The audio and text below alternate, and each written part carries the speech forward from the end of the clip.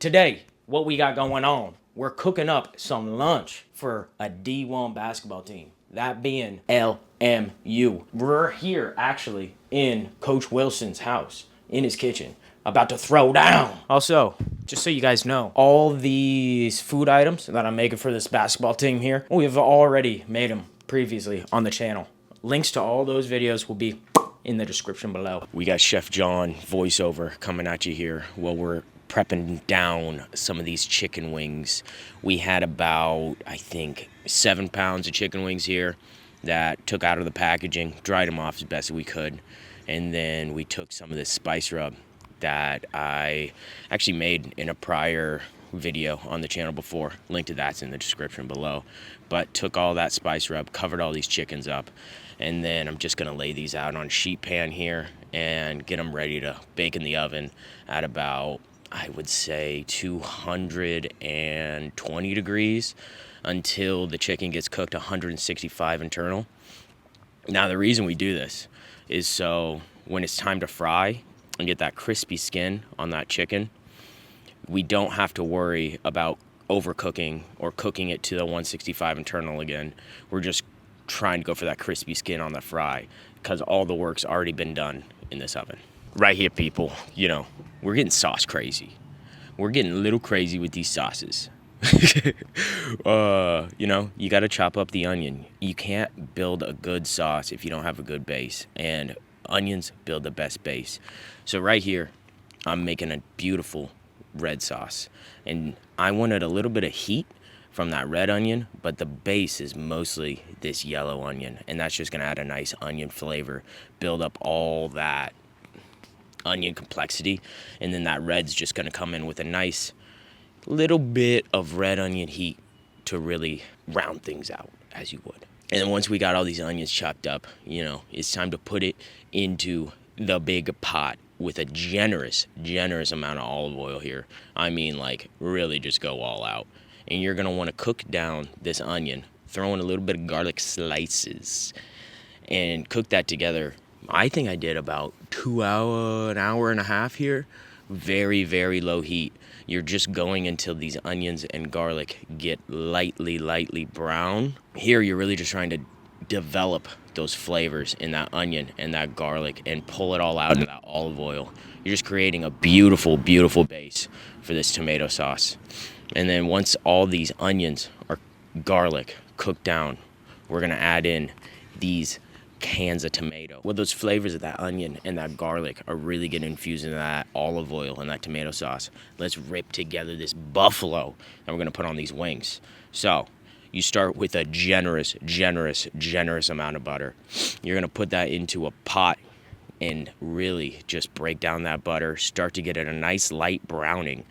So with that butter melting down, I added in nice herbs. I got good ginger in here. We got some serrano, some onion slices, some beautiful dried pasilla, and some guajillo chilies. Those are really gonna pull out some nice heat because that Frank's Red doesn't have enough heat at the beginning. You know, you really gotta pump that up, pump those numbers up, as you will. And once we got all those beautiful aromatics in, everything we want to infuse into this buffalo sauce, time to just rip in a bunch of Frank's Red. And we're gonna let this simmer for about 30 minutes to an hour, just to let all those flavors envelop. And we're gonna get a nice strain on her. And that's a done buffalo sauce. Beautiful, easy, delicious. We're getting into our third sauce. Making our third sauce at the same time. And this is I whipped this sauce together in my mind like a couple years ago just for some wings, and I think it's, every time I make it, it's a crowd pleaser. Changes a little bit every time, but for the most part, it's usually a base soy sauce. We're gonna take in some sort of sugar, whether that be honey, brown sugar. We're gonna add in a bit of citrus for here. I use some orange juice, and we're gonna take some heat, a little bit of onion. We got some serrano pepper for that heat. We got some yellow onion. I'm throwing in some ginger, some garlic, some onion. We're gonna simmer all that together until a fond starts to get formed at the bottom. And then we're gonna take some fresh squeezed orange juice and use that to deglaze the pan and pull out all that flavor from that pan. And then we're gonna add a generous amount of soy sauce in that's where the flavors are really going to start to envelop with some of that gochujang that's also been added to the pot. Once we add the gochujang to the garlic onion mix, you know, all those beautiful aromatics in there, we brown that gochujang a little bit, just a bit, just enough to let those flavors really get activated. Then we deglaze with the orange juice. Then we add in that soy sauce. We bring it up to a boil, reduce it to a simmer for, again, about 30 minutes to an hour. Let everything just get married in that pan. And now, if you can't tell from this video, we got 3 sauces going at the same time. It's a little chaotic on the stovetop. You know, it's a little chaotic in my mind too. But you know, sometimes you just got to make it work. Well, those 2 wing sauces are getting started. That garlic and onion is getting about finished for this tomato sauce. Perfect time to add in these cans of tomatoes.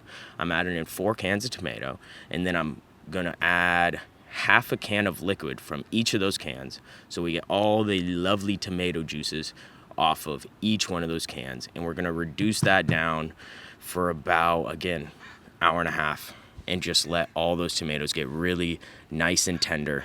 Can't forget these herbs. Can't forget those herbs on that tomato sauce either. Can't forget those herbs. And we're just, again, bringing it to a boil, reduce it to a simmer. Now we got that tomato sauce, that buffalo, that Asian sauce, all on a simmer. Just going, just cooking. A new challenger approaches. We have our 4th sauce to be made at the same time.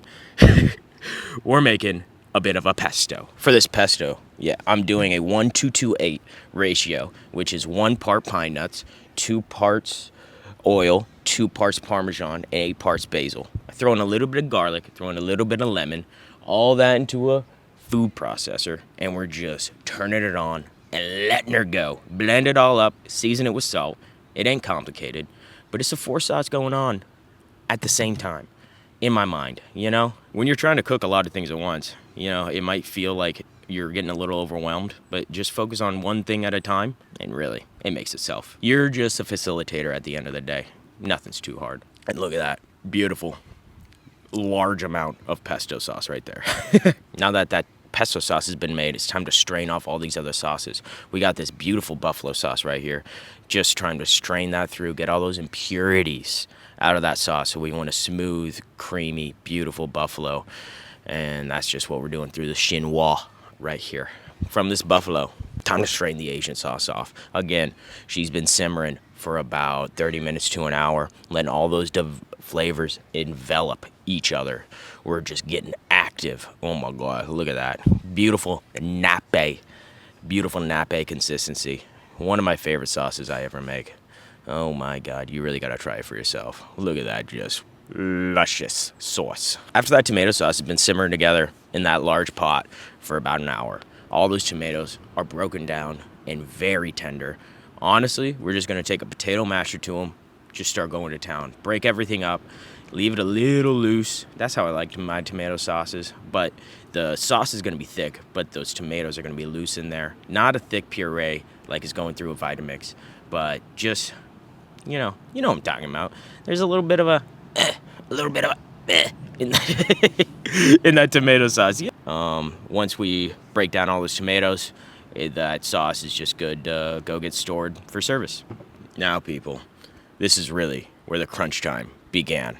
Oh my boy. So, little bit of a backstory here. We're driving into the LMU campus, getting some text from the people there, like, where are you? Yeah. But, we showed up still 15 minutes early. But even though I was 15 minutes early, the whole team was already there waiting for this food. And I was like, oh my God, I got to get moving. So we set that trailer up zippy, lickety split. We got the fryer turned on, that oil hot ASAP. We got the 4-top burner ready to go. All those sauces heated up. We got a big pot of water on boil for this pasta. We got that grill fired up for that salmon. Give the people what they want, and that's why we're here. We're giving the people what they deserve. I would be lying to you if I didn't say I wasn't a little bit stressed out here because of all the people that were outside this trailer and all the eyes that were on this trailer. Hungry people wanting food and wanting food fast. Saviors of the day. We got our boys from the LMU basketball team out here helping us make this salmon, getting everything ready to go for service so we can get everything out on time, feed these hungry basketball players. And I'll be honest, it was a great experience. We had the whole team in the trailer. It felt like everyone was helping. We had the team manager in there throwing down on wings, tossing it together. We were grilling together. We were making pasta. Everyone was hanging out. It was a great time. It was fun to be had. We even developed some new recipes, putting that sauce on the salmon with some honey. Shout out Lewis Wilson for that idea. Oh my God. Shout out my boy MJ. Big shout out to the LMU basketball program for giving me the opportunity to come through and cook a beautiful lunch for their team. Not 1, but 2 days. Everyone was so lovely. All the employees, everyone there, just great people. The team, they're doing great things, I think my food might send them to #1 this year, but I guess we'll just see in March.